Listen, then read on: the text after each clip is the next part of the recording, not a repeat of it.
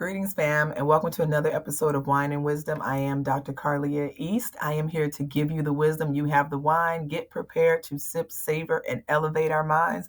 I am super excited today to bring to you our Q&A edition yet again. And let's jump right into our questions. So the first question is, let me go. Let me find it. Okay, here we go. How do I balance being a strong, independent woman with wanting love and support from a partner? Okay, so we've got strong, independent woman with wanting love from a partner. So I think the first thing we have to accept is the fact that we have to own both truths. This is the deal. You can be both. I am very strong, and I remember, constantly being told that I was aggressive. And usually when those types of terms, and I've talked about this before, people place those terminologies on us, it's because they want to control the narrative, or they want to dumb us down, or we're just too fierce and too fabulous and they can't deal with it, and it makes them question themselves. Okay, either way, you are allowed to be both. People are dual individuals. We have dualities, which means we have soft sides and we have harsh sides, and there's a time and a place for every single one of them. So number one, own that shit. Own the softness that you have, but also own that grit, because that grit that got you to where you are. And you should not have to turn off one in order for you to be accepted, because everyone comes with their dualities. All right. Number two, I think you got to look at your selection process. Like, how are you selecting your mates? Because if you keep finding yourself with someone that's constantly trying to change you or numb you or belittle you or gaslight you, then your selection process is not on point, right? And so we have to, first of all, do some groundwork behind the scenes to build that up. But really what you want to look at is you want a partner that is going to celebrate you, not be intimidated by you, and also someone that's not going to compete. Okay, because that is one of the things that I can tell you from personal experience that is a killer of any relationship. If you're not with someone that feels self-confident and secure in themselves, then your strength and your softness is also going to be an intimidation for them. And you cannot not be who you were made to be in order for them to feel better as a human being. That is their problem and that is their work. So make sure that in the process of being with someone, that you are with someone that is a partner to you, okay? Where they take part in participating in this thing called a relationship, and that they're not there to measure themselves, or they're not there for the come up, because that can be shitty too. All right. The last thing you also want to do is keep your identity intact, because you have strong and soft areas. Manicure those, right? Make sure your strong and soft areas are nurtured. Make sure you're spending time developing those, right? I think one of my soft parts about me is I love to bake. And so I'm always trying new recipes and baking, but I also love to box.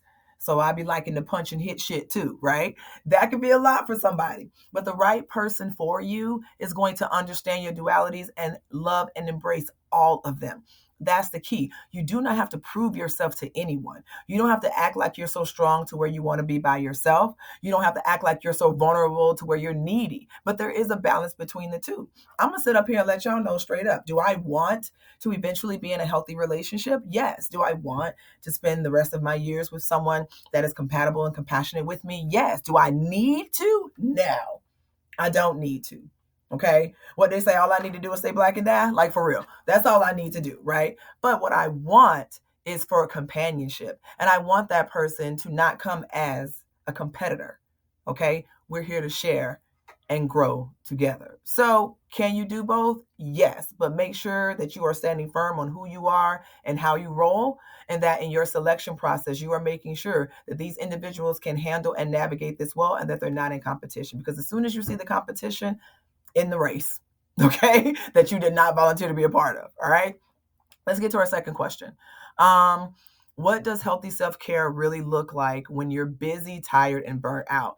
Y'all better stop talking to me in my own language. Okay. Listen, I totally understand what it's like to be burnt out. I totally understand what it's like to be tired. But I think oftentimes we do have kind of a fantasy type of ideology of what self-care looks like. Now, if your coins are long and your papers are stacked, and you can go and get massages every week, and you can go and get facials, you can go for spa treatments, or you can go for staycations or vacations or travel around the world, honey, do you, boo. But for the rest of us that's balling on the budget, for the rest of us where our checking and savings accounts don't always agree with each other, we have to figure out small ways, affordable $1.25 tree ways in order for us to self-care. So number one, you have to know that saying no is not a guilt trip, right?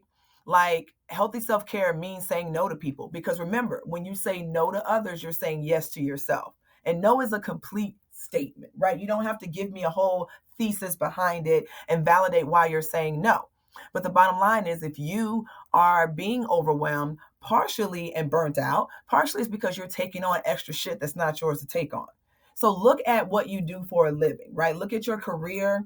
Look at, if you have kids, take a look at that. If you have a mate, take a look at that. Those are like your priorities, right? If you have family members, things, if you're a caregiver, understand that. Those are your priorities. Those are your main ingredients for your stew, okay? But it's other shit that you got going on. The hu's and the hims and the thems and the days, even the clubs, the partnerships, the other activities that you're involved in, baby, if they are not fueling you, if they are not restoring you, I get that it is a wonderful thing to be of service.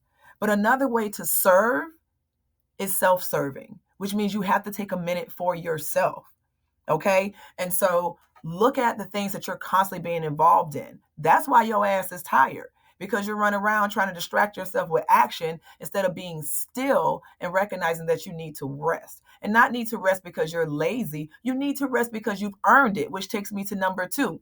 Resting when needed means it's earned. You do not have to be exhausted. You do not have to be to the point of just breaking down and falling out to where that's when you're allowed to sleep. You're allowed to take a nap any damn time you want to, right? As long as time is willing. So stop feeling like you have to stay up and you have to finish and you have to get these things done.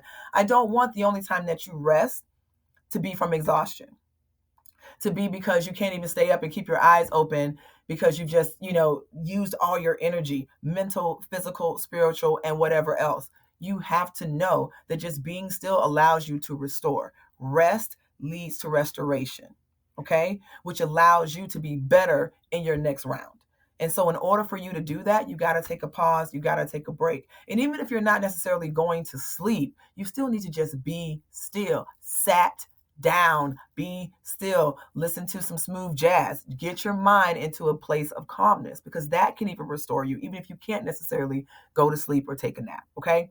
And then thirdly, I really want you guys to focus on feeding yourself something, meaning some ways that I take care of my self-care is that I will go to McDonald's by myself. Yes, I said it. Don't tell Savant. Okay, don't tell my son. I go to McDonald's by myself, get a fry, and just ride around and eat it by myself. Now, I know that might seem funny to some of y'all, but for the rest of y'all totally understand what I'm saying. It's nice to be able to eat all your snacks without somebody else asking for some. It's nice to be able to have your plate of food without somebody fork reaching over to and just assuming that is yours is theirs and theirs is yours. Okay? I'm just saying. Self-care does include some selfishness, and that also includes feeding you. Okay? Giving you snacks, giving you things that you love, that you enjoy. That's important. Now, it can be a snack plate, it can be fruit, it can be this, it can be that. But what I'm saying is oftentimes we get so wrapped up into our schedules, we get so bogged down by the things that we're doing that we forget to eat. We forget to sustain ourselves. We're so busy making sure that our kids and our mates and our this and our that have everything on their plates that we will take off our plates to give to them. No, ma'am. No, ma'am. You cannot continue to do that. Either we're going to divide this stuff up equally, okay? Or ain't nobody going to have none.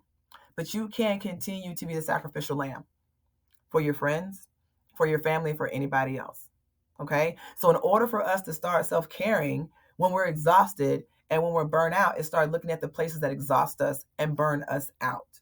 Maybe we are putting way too much energy, time, and effort into individuals, places, or things that are not reciprocating that same energy. And if that's the case, then it is our responsibility to take a step back and align these things so that they make sense, okay?